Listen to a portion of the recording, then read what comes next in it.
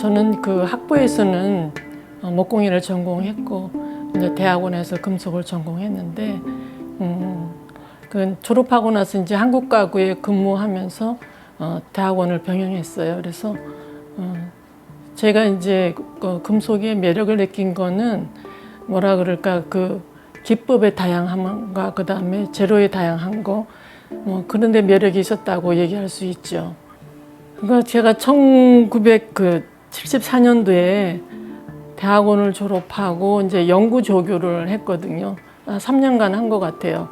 근데 이제 지도 교수가 최현철 교수님이고, 그러니까 최현철 교수님이 이제 일단은 홍금회를 결성하신 거죠. 그러니까 뭐 작업 활동하고 있는 선배라든가, 그다음에 동기라든가, 또 후배라든가. 그래서 홍대에서 이제 금속공예를 전공하는 사람은 이제 홍금회를 만들어야겠다. 뭐 홍익금속 뭐 조형이라든가 그런 걸 만들어야겠다고 말씀하셔갖고 이게 또 이렇게 조성이 된 것 같아요. 그래서 왜냐하면 그 작가들이라기보다는 이제 어떤 회가 없으면은 작업을 하게 되지 않잖아요. 그래서 어떤 홍금회가 그런 많은 자극을 준 것 같아요.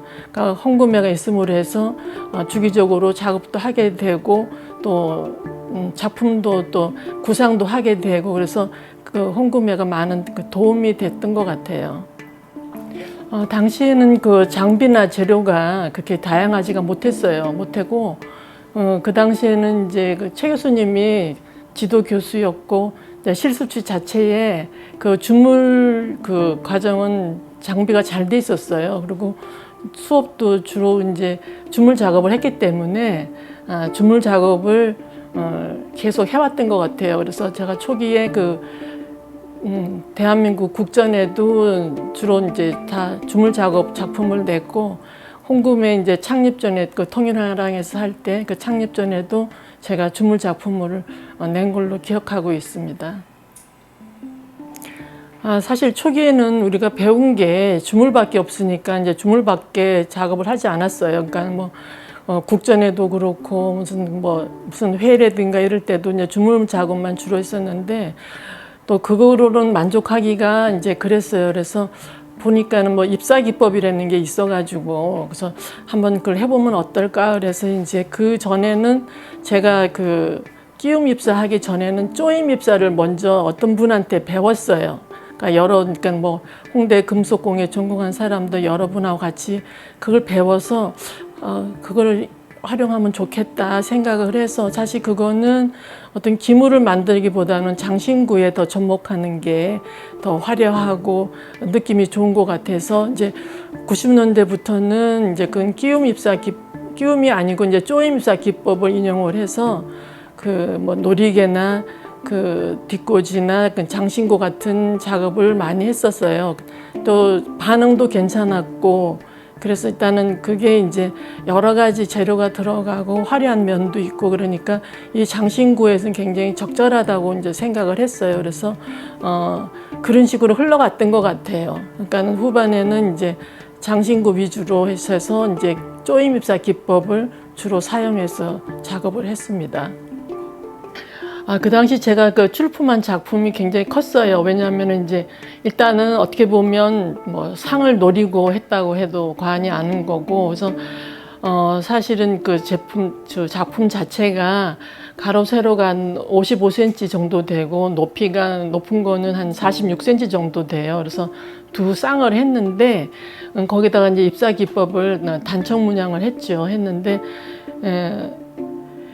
그 이제 일단은 형태는 만들고 입사는 다 했지만 또 착색이 문제였었어요. 굉장히 크기 때문에 아무 데서나 할 수 있는 게 사실 아니었어요. 그래서 그 홍대 그 공예관 2층에다가 그 버너도 그 만두 찌는 그런 그 버너 큰 거에다가 이제 했는데 이 착색 자체가 그 녹청 착색이라 그래갖고 사실 일본 사람들이 한 착색 기법이에요. 그래서 녹청 착색은 이제 녹청하고 황산동하고 이제 물하고 이렇게 해서 이제 끓여서 쓰는 거고, 그 다음에 그 이제 무즙을 하는 이유는 이제 표면이 산화를 막아주고 이제 착색을 촉진시켜주는 역할을 해서 그래서 물을 얼마나 많이 갈았는지 모르겠어요. 하여튼 그래서 갈아서 착색을 할 때 그 선생님이 또 우리 그 김철주 선생님도 와주셔가지고 저를 도와주셨고 그래서 다행히 결과가 좋아서 사실은 제가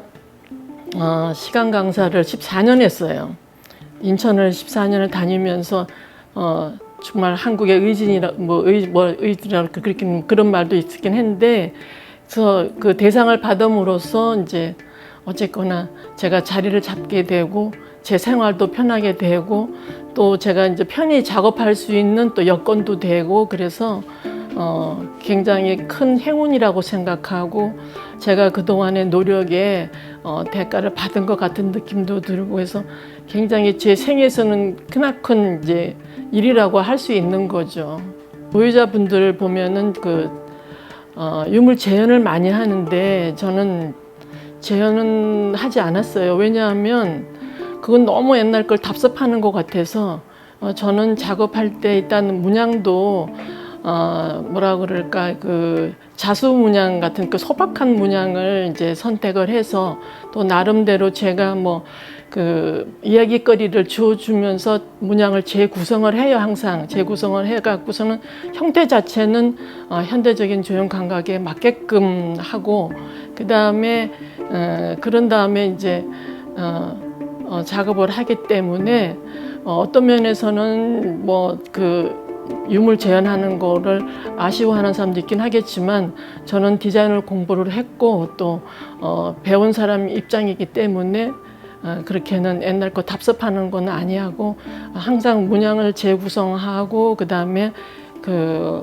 전통적인 기법만 활용하지 현대적인 감각으로 표현하려고 항상 노력하고 있습니다.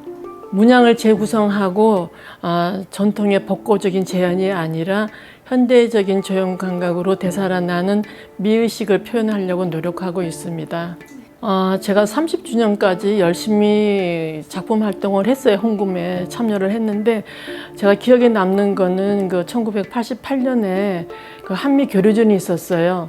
그래서 그때 이제 미국 작가들도 많이 오고 세미나도 하고 워크숍도 하고 그래서 굉장히 큰 행사였어요. 그 당시만 하더라도 외국 작가를 모셔온다는 거는 어려운 일이었었어요. 근데 그분도 또 내노라 하는 미국에서 내노라 하는 작가들이었고 그래서 굉장히 우리 작가들한테는 많은 도움이 되고 또 그걸 준비하면서도 서로들 너무 열정이 많았고 너무 기억에 정말 남는 행사였다고 생각하고 있습니다. 홍금회를 하면서 제가 총무를 여러 번 했어요. 왜냐하면 회장을 하라고 그랬는데 저는 회장 체질은 전혀 아니고 또 그렇게 신경 쓰는 것도 아니고 그래서 총무를 여러 번 했어요. 여러 번 했는데 이제 그 당시에는 제가 고인이 되신 정영관 선생님하고 김종선 선생님하고 작업실을 같이 했어요. 그래서 회의 하면은 회식도 하고 그 다음에 이제 간단하게 맥주도 한 잔 마시기도 하고 그 다음에 노래방 가기도 하고 옛날에는 MT도 갔었어요. 양평에 있는 콘도에도 가고 또 겨울에는 베어스타운인가 지금은 그 이름이 바뀐 것 같아요.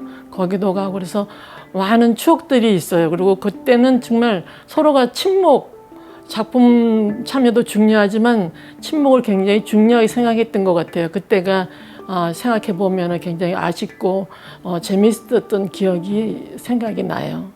사실 공예 자체가 쉬운 건 아니잖아요. 특히 또 금속은 재료 자체가 단단하고 불을 써야 되고 그러니까 더 힘든 것 같아요. 그런데 힘들어도 작업을 내가 이때까지 해왔고 근데 이제 후배들은 뭐라 그럴까 지금 여러 가지 기회가 또 많지 않으니까 또 생업하고 작업이 서로가 이어지는 게 쉽지 않으라고 생각을 하는데 그래도 작업이 좋은 사람은 좀 작업을 열심히 해줬으면 좋겠고 뭐라 그럴까 나름대로 저는 이제 홍대를 나왔기 때문에 홍대의 자부심으로 홍금회를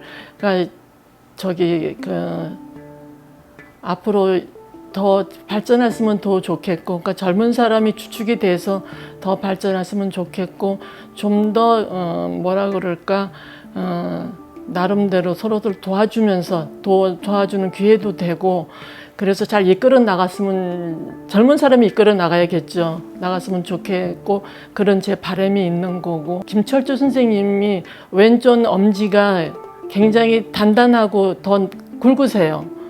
그거 보면서 제가 느낀 게, 진정한 장인으로서 제가 그 할아버지 손을 담고 싶은 그 작은 소망도 있고, 그다음에 제가 이 작업실에 나올 때까지 배우고 싶은 사람들은 언제든지 그냥 빈손으로만 오면 돼요. 여기 망치도 있고 재료가 많으니까 제가 그걸 항상 부르짖고 있습니다. 배우고 싶은 사람은 언제든지 와서 배우면 거를 환영한다는 거. 물론 힘들죠. 뭐 일단은 들어올 때, 이 문을 들어올 때는 열심히 하겠다는 마음가짐을 갖고 들어오라고 제가 항상 얘기하고 있습니다.